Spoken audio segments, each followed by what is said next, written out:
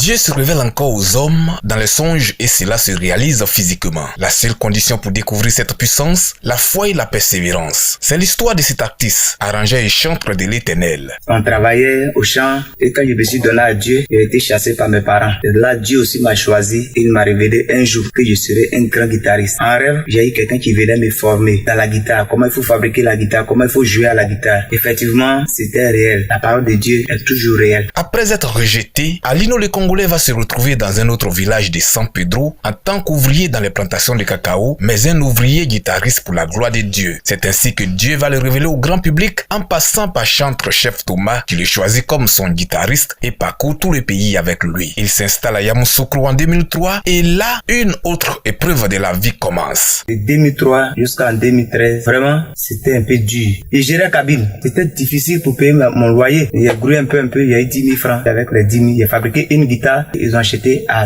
80 000. J'ai fabriqué deuxième, ils ont acheté à 100 000. Donc j'ai commencé à économiser avec et payer mes matériels avec ça. Et j'ai commencé à fabriquer des guitares basses, les guitares solo, les guitares acoustiques. Dieu parle aussi au travers des personnes non chrétiennes pour démontrer sa puissance et sa gloire. Et un jour, comme je jouais dans les studios, Decosso m'avait appelé dans son studio et m'a dit « Mon frère, vraiment tu me plais beaucoup.